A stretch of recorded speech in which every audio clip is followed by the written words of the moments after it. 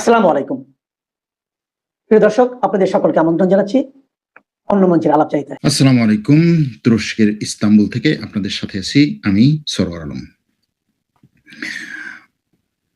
মার্কিন যুক্তরাষ্ট্র এবং ইসরায়েল একত্রে যে তিনটি বড় যুদ্ধ চালাচ্ছে মধ্যপ্রাচ্যে, সেই তিনটা যুদ্ধের যে মূল খলনায়ক বা মূল হোতা অথবা মূল মন্ত্রক, যেই ব্যক্তি ইসরায়েলের প্রধানমন্ত্রীর পক্ষ হয়ে মার্কিন প্রেসিডেন্ট ডোনাল্ড ট্রাম্পকে এই যুদ্ধে ঢোকার জন্য সবচাইতে বেশি প্রেসার ক্রিয়েট করেছে বা পরামর্শ দিয়েছে অথবা তার কানে ফু দিয়েছে, সেই লিন্ডসে গ্রাহাম গত রাতে হঠাৎ করেই মারা গেছে।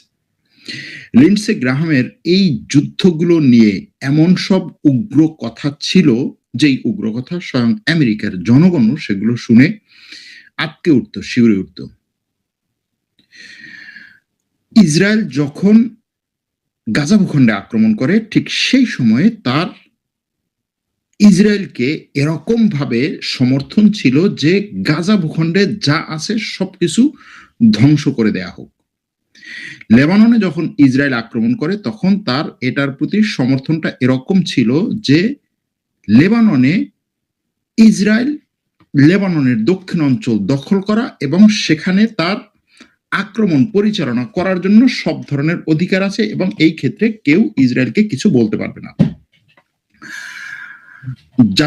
আন্তর্জাতিক অপরাধ আদালত আইসিসি, আন্তর্জাতিক ন্যায় বিচার আদালত আইজিসি, এগুলোতে ইসরায়েলের বিরুদ্ধে, ইসরায়েলের প্রধানমন্ত্রীর বিরুদ্ধে যখন কেস শুরু করা হয় বা কেস পরিচালনা করা হয়, তখন সে ইসরায়েলের প্রধানমন্ত্রীর হয়ে আইসিসি এবং আইজিসির বিরুদ্ধে আমেরিকার সিনেটকে, আমেরিকার সরকারকে নিষেধাজ্ঞা দেওয়ার জন্য উদ্বুদ্ধ করে, যার শেষ পর্যায়ে আমেরিকার প্রেসিডেন্ট ডোনাল্ড ট্রাম্প আইসিসির উপরে নিষেধাজ্ঞা দেয় এবং আইসিসির বিভিন্ন অর্থনৈতিক সাপোর্ট সে কমিয়ে দেয়। এভাবে পুরো এই ইসরায়েল আমেরিকা যুদ্ধ জুড়ে, ইসরায়েল আমেরিকা যে এই অঞ্চলে যে যুদ্ধগুলো চালিয়েছে, সেই যুদ্ধ জুড়ে পুরো সময়টা ধরে আমেরিকার প্রেসিডেন্টকে ইসরায়েলের পক্ষ হয়ে সবচেয়ে বেশি উদ্বুদ্ধ করা বা তাকে এই যুদ্ধ চালিয়ে নিতে প্রেসার ক্রিয়েট করার ক্ষেত্রে সবচেয়ে বেশি কাজ করেছিলেন এই ব্যক্তি। শুধুমাত্র তাই না, ইরানের বিরুদ্ধে বিভিন্ন ধরনের অর্থনৈতিক নিষেধাজ্ঞা, শুধু ইরান না, মুসলিম দেশগুলোতে বিভিন্ন ধরনের অর্থনৈতিক নিষেধাজ্ঞা দেয়া, আমেরিকা ইসরায়েলকে যে অর্থনৈতিক সাপোর্ট দিচ্ছে, সেই অর্থনৈতিক সাপোর্টের ক্ষেত্রে যদি কখনো কোনো আমেরিকার সরকার সেই সাপোর্টকে ফিরিয়ে নেয়ার জন্য বা সেই সাপোর্টকে কমিয়ে নেয়ার জন্য যদি কখনো কোনো সিদ্ধান্ত নিত, সেই সিদ্ধান্তের বিরুদ্ধে কট্টরভাবে দাঁড়াতেন এবং পুরো সিনেট এবং কংগ্রেসকে একীভূত করে সরকারের উপরে প্রেসার ক্রিয়েট করার জন্য কাজ করতেন এই লিন্ডসে গ্রাহাম। তিনি এমনকি এরকমও বলেছিলেন কয়েকদিন আগে যে ইসরায়েল যে আক্রমণগুলো এই মধ্যপ্রাচ্যে করছে, সেই আক্রমণগুলো যথেষ্ট না, ইসরায়েলের এই আক্রমণগুলো যথেষ্ট না, আরো বেশি আক্রমণ করা দরকার। এমনকি আমেরিকা দরকার হলে তার নিজের ভান্ডারের অস্ত্র খালি করে ইসরায়েলকে আরো অস্ত্র দেয়া দরকার। অর্থাৎ যদি সহজে বলা যায় যে এই যুদ্ধ এবং যুদ্ধের আগে পরে ইসরায়েলের চেয়ে বেশি সাপোর্ট দিয়েছে যেই আমেরিকার সিনেটর, সে হচ্ছে এই লিন্ডসে গ্রাহাম। 71 বছর বয়সে মারা গিয়েছে। আমেরিকার ট্রাম্প প্রশাসনে অন্তত ইসরায়েলের সবচেয়ে বড় সাপোর্টারটি এখন আর নেই। এটা পরবর্তীতে কি করতে পারে? ট্রাম্প প্রশাসনকে কি এই যুদ্ধ থেকে দূরে সরিয়ে নিতে পারে, ইরানের উপর আক্রমণ থেকে দূরে সরিয়ে নিতে পারে, বা ইসরায়েল আমেরিকার যে সমর্থন সেটাকে দূরে সরিয়ে নিতে পারে? হয়তোবা সমর্থন কিছুটা কমতে পারে, এটার সম্ভাবনা আছে। কারণ হচ্ছে সে শুধুমাত্র একা না, তার এরকম একটা পাওয়ার ছিল যে সে অনেক সিনেটর এবং কংগ্রেসম্যানকে উদ্বুদ্ধ করতে পারত, তাদেরকে লিড দিতে পারত। এটা শুধুমাত্র ইরান, ইসরায়েল বা লেবাননের ক্ষেত্রে না, যে কোনো মুসলিম দেশের ক্ষেত্রে একসময় হয়েছে না যে আমেরিকার প্রেসিডেন্ট ডোনাল্ড ট্রাম্প ক্ষমতায় আসার পরে অনেকগুলো মুসলিম দেশের উপরে ভিসা নিষেধাজ্ঞা দিত, 13টা-14টা দেশের উপরে ভিসা নিষেধাজ্ঞা দিত, সেটাতেও সে ব্যাপক পরিমাণে কাজ করেছে, ব্যাপক পরিমাণে। এবং মিডিয়ার সামনে তো সে সরাসরি বলতো, ট্রাম্প যতটা না হচ্ছে উগ্রভাবে বলতো, তার চেয়ে বেশি উগ্রভাবে সে মিডিয়ার সামনে এগুলো দিয়ে আমেরিকার জনগণকে প্রভাবিত করত। তো এরকম একজন আমেরিকার সরকারের মধ্যে কট্টর মুসলিম বিদ্বেষী, কট্টর ইসরায়েল ঘেঁষা এবং ইসরায়েলের পলিসির জন্য নিজের জীবনকে বিলিয়ে দেওয়ার মতো একজন কট্টর উগ্র ইসরায়েল সমর্থক এবং গণহত্যার সমর্থক, ব্যাপক পরিমাণে সে গণহত্যাকে উদ্বুদ্ধ করেছে, সমর্থন করেছে, এবং এই গণহত্যাকারীরা যেন কোনো ধরনের বিচারের সম্মুখীন না হয় সেটা নিশ্চিত করার জন্য চেষ্টা করেছে। এরকম একজন ব্যক্তি গত রাতে হঠাৎ করে অসুস্থ হয়ে অল্প সময়ের জন্য, জাস্ট হচ্ছে কয়েক মিনিটের পরে মারা যায়। এমনকি এই মারা যাওয়ার আগের দিন সে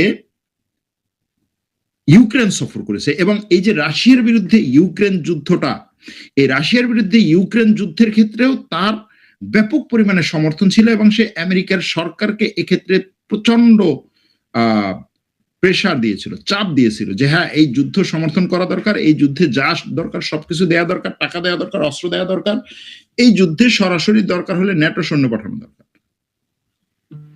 একইভাবে এই তাইওয়ানকে অস্ত্র দেওয়া, তাইওয়ানকে সমর্থন দেওয়া, তাইওয়ানকে চীনের বিরুদ্ধে যুদ্ধে উস্কে দেওয়া, এই ক্ষেত্রেও সে কাজ করেছে। এরকম একটা বিশাল ক্যারিয়ার নিয়ে তারপরে হচ্ছে সে গত রাতে মারা গেছে, একটা খবর। এরপরে আপনাদেরকে আজকে আরেকটা মৃত্যু খবর দেব, সেটা হচ্ছে কাতারের সাবেক আমির এবং কাতারের জাতির পিতা, কাতারের সাবেক আমির এবং কাতারের জাতির পিতা শেখ হামাদ বিন খলিফা আল থানি, বর্তমান খলিফার বাবা।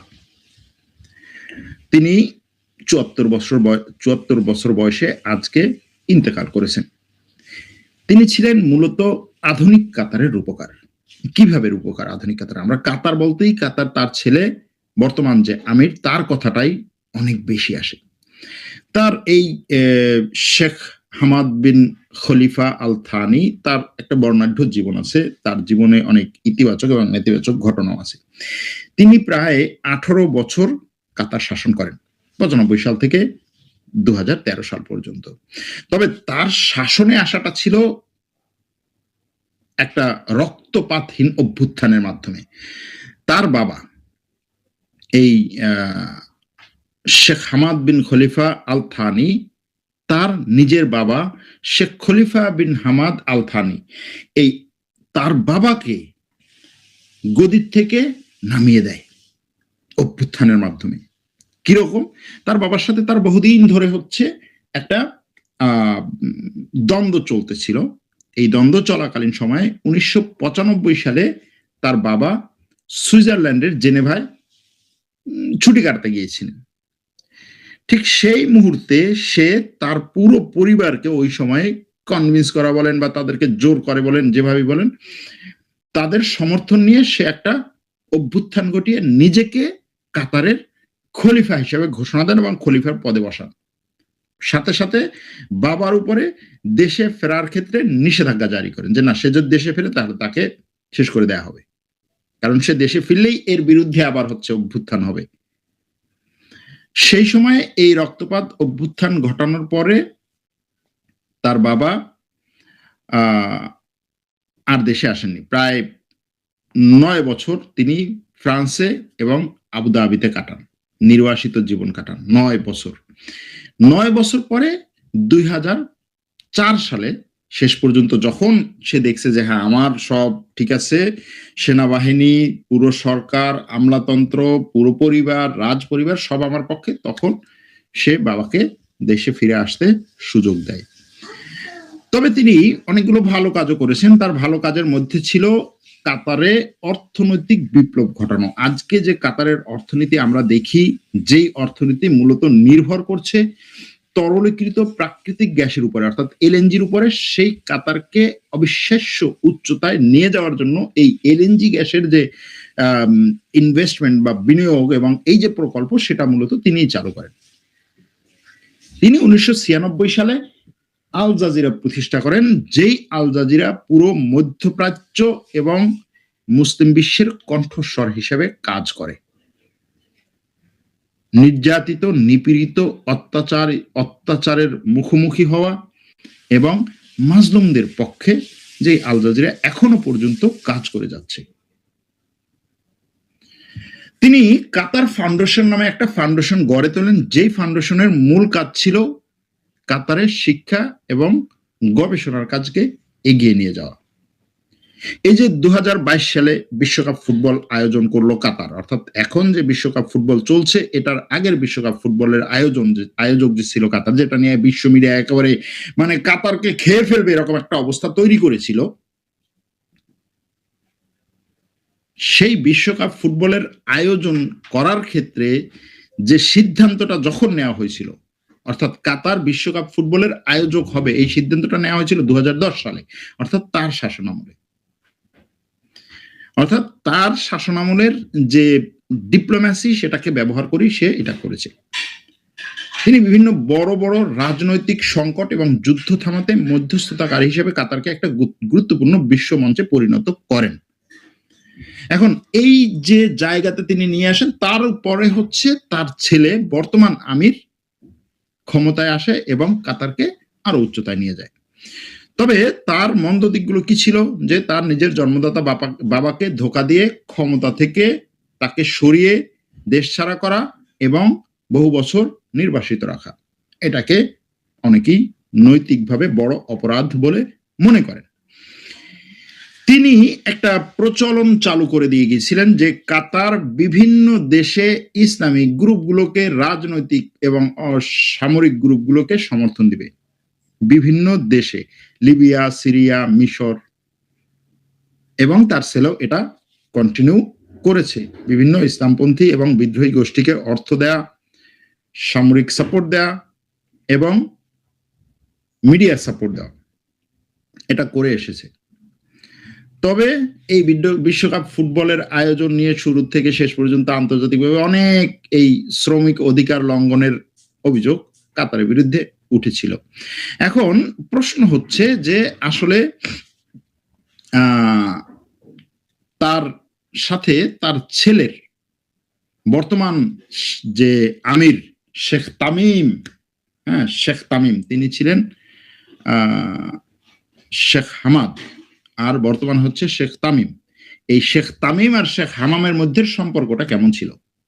এদের মধ্যে সম্পর্ক ভালো ছিল এবং শেষে 2013 সালে এসে এই শেখ হামাদ নিজেই তার ছেলেকে ক্ষমতায় বসান, যে বাবা, আমি আমার বাবার সাথে যা করছি তুমি আমার সাথে সেরকম করার আগেই আমি তোমাকে ক্ষমতায় বসালাম এবং তুমি রাষ্ট্র পরিচালনা করো। 2013 সালে Sheikh Tamim bin Hamad Al Thani, বর্তমান আমির, তিনি ক্ষমতায় আসেন।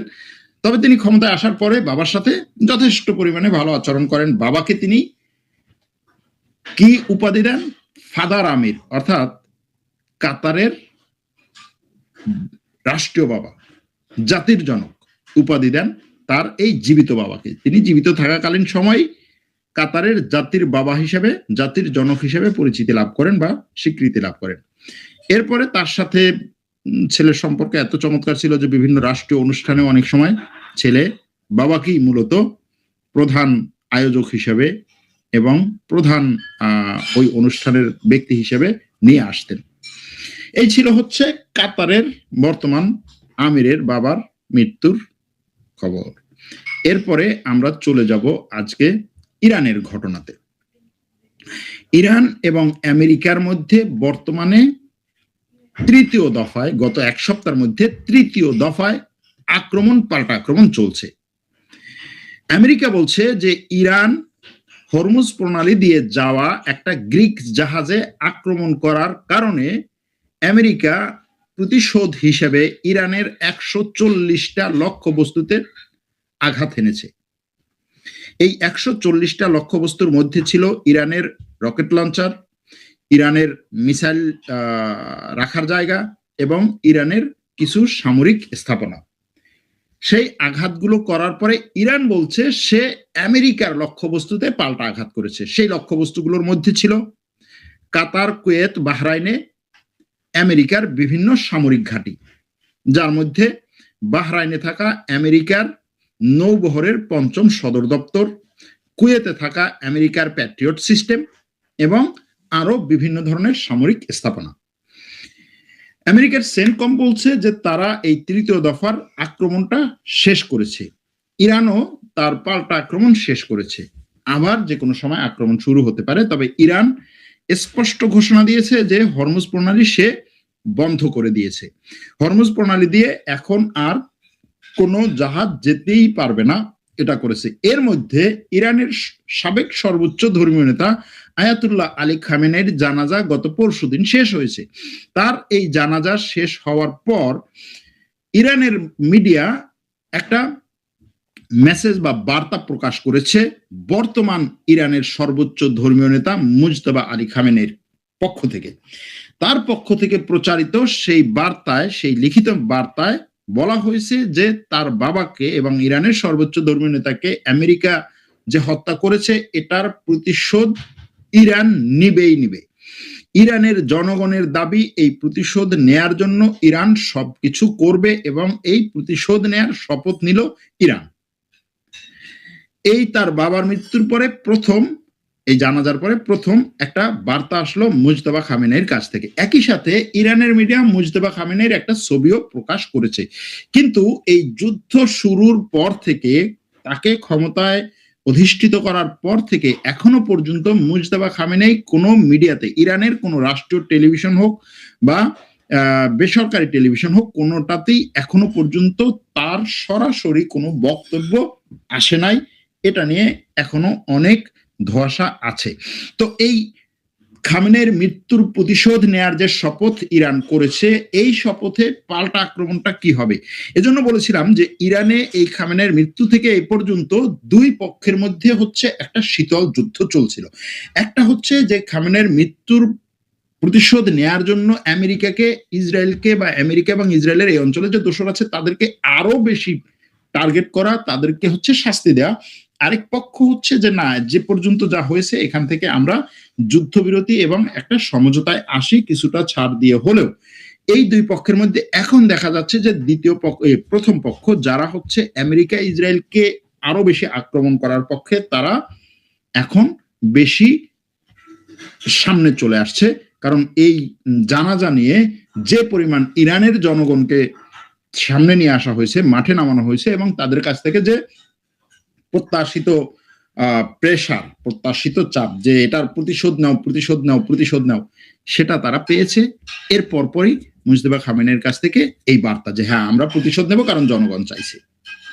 এখন দেখা যাক এই প্রতিশোধ তারা কিভাবে নেয়। কারণ ইরান এর আগেও তাদের যতগুলো বড় নেতাদের আমেরিকা বা ইসরায়েল হত্যা করেছে সবগুলোরই প্রতিশোধ নেয়ার ঘোষণা দিয়েছিল। যেমন ধরেন কাসেম সুলাইমানির হত্যার পরে প্রতিশোধ নেয়ার কথা বলেছিল যে এই হত্যা করেছে তার বিরুদ্ধে প্রতিশোধ নেব, এবং ট্রাম্প তার পরে বলেছিল যে আমি হচ্ছে 1 নম্বর টার্গেট। এখনো হয়তো ট্রাম্প এটাকেই এখন একটা ইয়া হিসেবে ব্যবহার করবে তার, যে দেখো ইরান প্রতিশোধ নিতে যাচ্ছে, আমি কিন্তু সেই প্রতিশোধের মূল টার্গেট, এরকম ভাবে। এই হচ্ছে আমেরিকা ইরানের জন্য একটা সর্বশেষ ঘটনা। এখন আমেরিকা ইরান এই ঘটনাগুলোর বাইরে আর কি কি ঘটনা ঘটছে, তার মধ্যে হচ্ছে ফুটবল বিশ্বকাপের ফাইনালে উঠছে যে দেশগুলো, যেমন ফ্রান্স, স্পেন, তারপরে হচ্ছে ইংল্যান্ড এবং আর্জেন্টিনা, তাদের খেলা। আপনার কাছে কি মনে হয় কে জিতবে, কাকে সাপোর্ট দিচ্ছেন? যদিও বাংলাদেশে অর্ধেক আর্জেন্টিনার অর্ধেক ব্রাজিল নাই এখন, তারা কাকে সাপোর্ট দিচ্ছেন কি মনে হয় আপনাদের? এই ক্ষেত্রে একটু প্রেডিকশনটা জানাবেন, ভালো লাগবে। আমরাও হয়তো আমাদের টেলিগ্রাম চ্যানেলে এটা নিয়ে একটু ইয়া করব। অন্যদিকে বাংলাদেশের চট্টগ্রাম অঞ্চলে গত কয়েকদিনে বৃষ্টিতে ভূমি ধসে, পাহাড় ধসে প্রচুর পরিমাণে মানুষ মারা গিয়েছে। বহু আহ কি বলে বহু এলাকা পানিতে তলিয়ে গিয়েছে, বহু মানুষের ক্ষয়ক্ষতি হয়েছে, ব্যাপক পরিমাণে ক্ষয়ক্ষতির সম্মুখীন হয়েছে ওই এলাকার মানুষ। এই অঝোর বৃষ্টি শুধুমাত্র ওই অঞ্চলেই না, পুরো বাংলাদেশ জুড়ে, এবং আরো হয়তো এক সপ্তাহের মতো এরকম চলবে। সুতরাং এই পরিস্থিতিতে যারা সাহায্যের হাত বাড়িয়ে দিতে চান তারা সাহায্যের হাত বাড়িয়ে দেন ওই মানুষগুলোর কাছে, এই আহ্বান আমরা জানাই এবং তাদের জন্য দোয়া করবেন। এদিকে বাংলাদেশের প্রাথমিক বৃত্তির ফলাফল প্রকাশ পেয়েছে আজকে। এতে বৃত্তি পেয়েছে প্রায় ৮০,০০০ শিক্ষার্থী। ৮০,০০০ শিক্ষার্থী বৃত্তি পেয়েছে। তাদেরকে আমরা অভিনন্দন জানাই। বাংলাদেশের ভবিষ্যৎ তারাই ভবিষ্যতের বাংলাদেশ গড়বে। এই ভবিষ্যতের বাংলাদেশ গড়তে তাদের সুপ্ত মেধা এবং তাদের বিচক্ষণতা, তাদের নৈতিকতা, তাদের সততা, এগুলো সব যেন ভবিষ্যতে কাজে লাগে, এই প্রত্যাশায় আজকে এখানেই শেষ করছি। ভালো থাকবেন, সুস্থ থাকবেন।